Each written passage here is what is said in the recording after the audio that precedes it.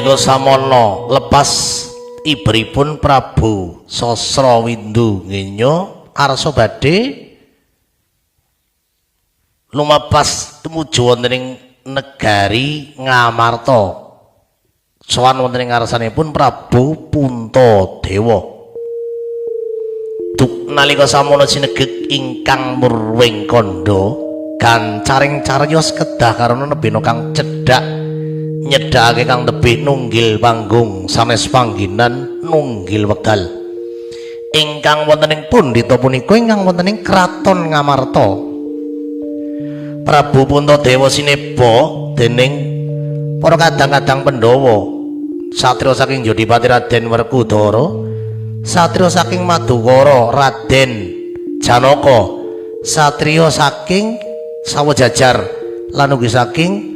Bumira Talun Raden Nakula lan ugi Raden Sedewa pepaandher piswanipun para wadyabala Tentama lan ugi para nayakaning praja ingkang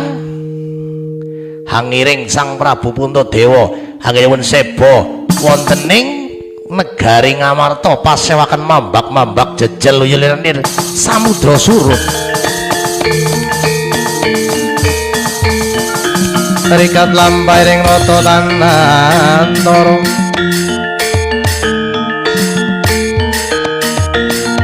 raping sukuning arek kowe ramtu minggaling pakuwana sri nendendeng saing kamraja